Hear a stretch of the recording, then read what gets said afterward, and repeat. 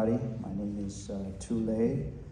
I am going to cover a little bit, not going to be too long. Our event organizer has prepared this PowerPoint. It's about 40 plus slides, but I'm not going to go through all the 40. I'm just going to cover some of the topics that I believe you should know. This is going to be about the Korean people, culture, history, and our tradition and food, things like that, including the struggle and how we end up into the United States and other countries around the world. So as you can see on the map, the Korean people are, majority of them are now in Burma.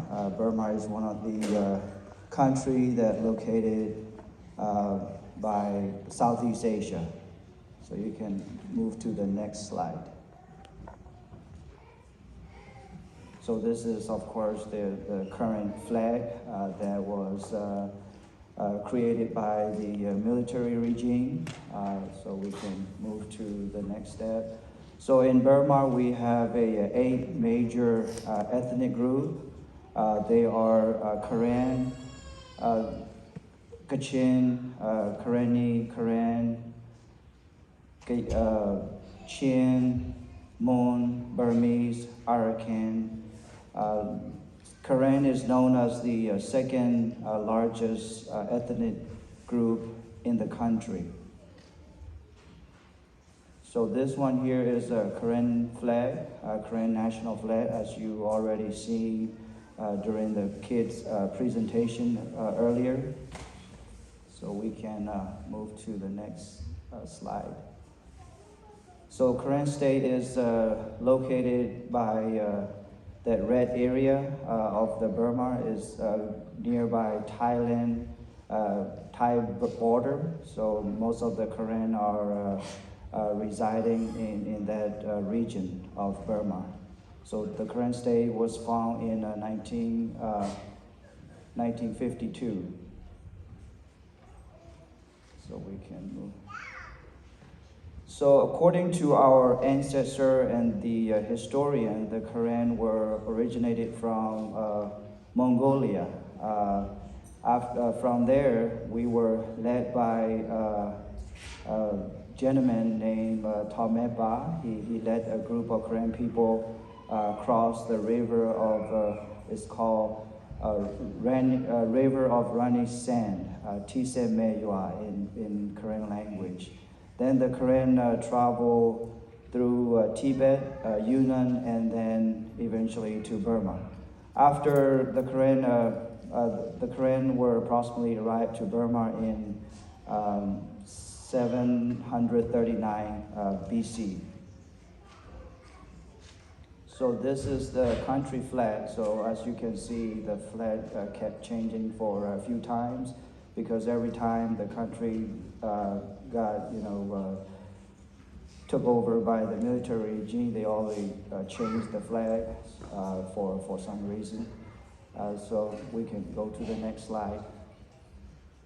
So this is during the World War II. So the Karen were very loyal group to the British Army. So even some Karen they served in the British Army during World War II, and they were recruited to fight for the British during World War II. And in 1948, the British gave the independence to Burma, but they didn't give any to the Karen. So then the Karen felt like they were abandoned by their allies. Not only that, they feel betrayed by Britain. So we can move to, after World War II, that's where our struggle began. So remember during World War II, the Karen were very loyal allies to the British. So then the Burmese, one of the major ethnic group in Burma, they didn't like that. So when the British gave the freedom and independence to Burma, then the hatred toward the Karen begin. So they started oppressing the Korean people, and that's where the Korean had to begin their revolutionary war. The main goal of the Burmese, I'm not saying like the Burmese people, the Burmese military regime, they don't want to rule or dominate the Korean people. Their goals, their objective is to wipe the Korean people out of the face of the earth. They even had some years ago, they came with a strategy that one day if anybody want to see the Korean people, they will have to go see them in the museum. But that was like 30 plus years ago. Now we are spreading all over the world, by the grace of God. You can still see the Korean people celebrating their culture. We can still have our traditional ceremony, and you can still see the Korean people wearing our beautiful traditional dresses. So the military regime target and objective has not been accomplished. So that's where our struggle has begun, right after World War II. So oppression. They would like to, like I said earlier, they want to wipe us out of the earth. And not only that, most of the Korean are Christian. So another thing is a religious persecution, ethnic cleansings, things like that, horrible stuff that happening until now in Burma. So again, why the Korean people fleeing as a refugee from Burma, as I covered earlier, because of the torture, rape, murder, and use as a human shield during the Civil War, and then forced relocation, burning villages, and not only that, there's so many unimaginable things that were done toward the Korean people by the Burmese regime. So the first Korean refugee camp over by Thai-Burma border was established in 1948.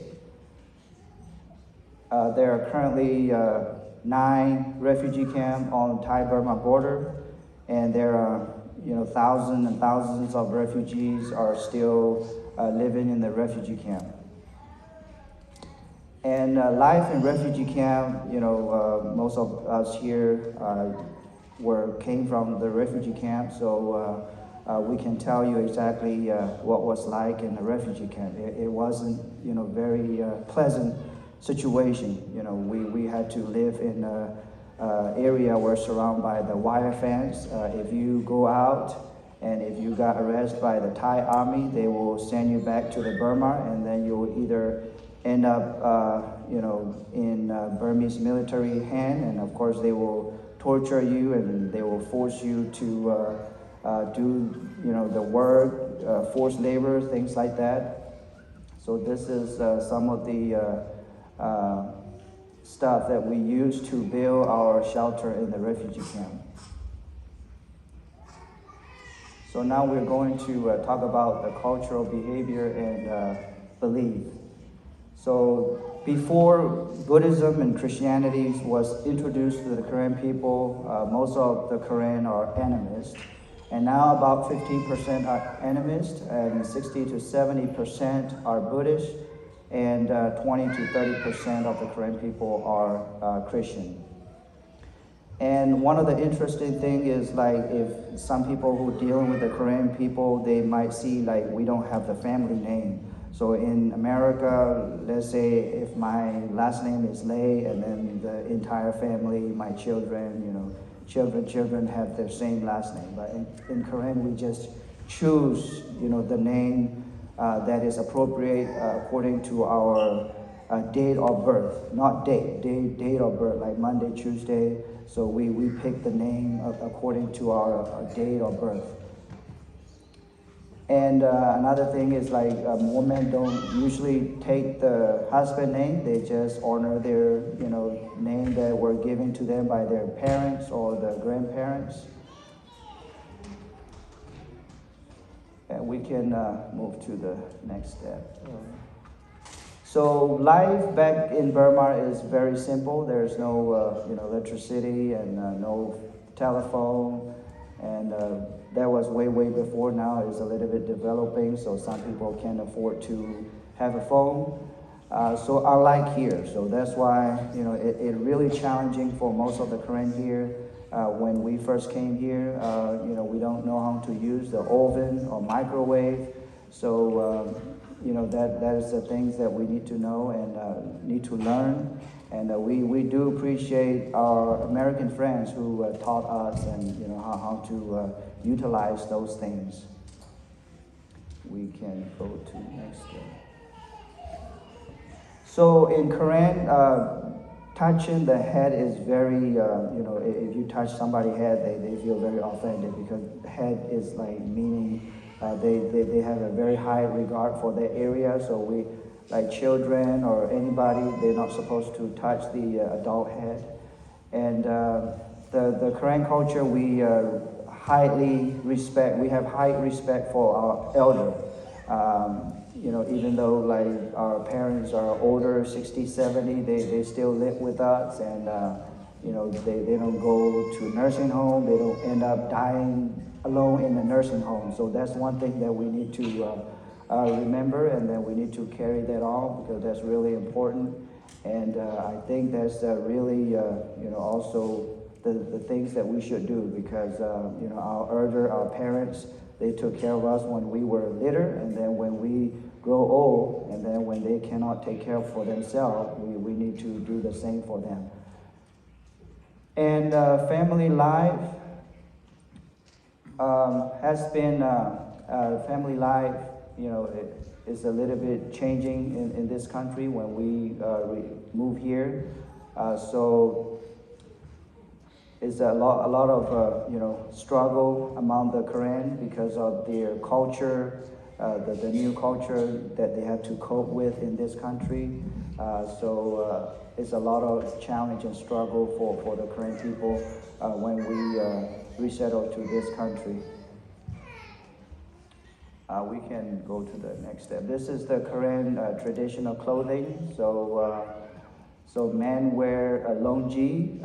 It's kind of like a long skirt, and if you normally the unmarried woman wear like a white long dress. Married woman, they wear a black dress. But now it has changed, so people don't really care what they wear, so they just wear whatever they please. We can go to the. So this is how the Korean people made their dress. It's a hand wave. So this is the traditional way of waving the Korean clothing. And this is the Korean long neck. So that is also another tribe.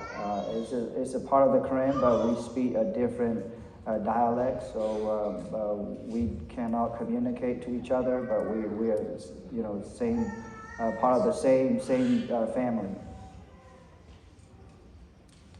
And now resettlement. So how did the Korean end up in the United States and another country around the world?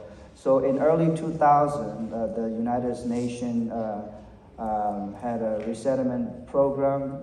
So the Korean had an opportunity to choose which country they would like to go. We call it third country because Burma was our first country, and Thailand refugee camp is kind of like our second home. So this is our third country. So some end up in, we can move to the next. So some end up in the, European country like England, Norway, Denmark, and Australia. And some of us are here in the United States.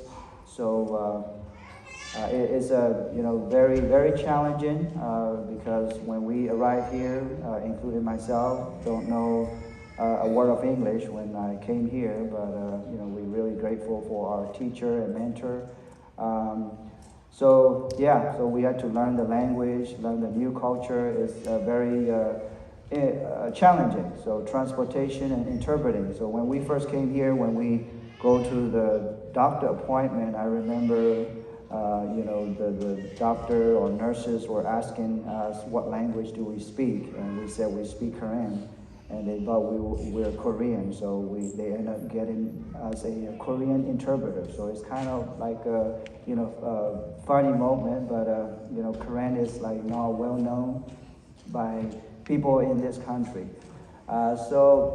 Like I said, use of interpreter is really challenging when we first came here. Now many of the children and teenagers can understand and speak the language, so we don't have that struggle anymore. So we can move to the next step. And for education, in a village level, the education is, most of them just finish elementary school where they can read and write, and then that's it. So they start school and go to work. And in refugee camp, the education level, begin to get a little bit more advanced. We also have like a special program for those finish high school, so they can learn some of the technical stuff. And in the United States, it's become more advanced, of course. After high school, kids have opportunity to go to college, and most of them are like first generation to attend the University of College. So these are the important days for the Korean people: New Year Day, Revolution Day, National Day, Maher Day, and Rich Time Day. Rich Time Day is during the summertime in the United States, around August. So these are some of the sport. And we can move to the next step, food. And again, the Korean people are very welcoming and they are very generous. So when we go and visit the Korean people house, they always offer us a food. So if you don't take that, they feel offended. So now again, this is a 2,765 Korean year, and we are, you can say, one of the ancient group of people in the world. So thank you very much.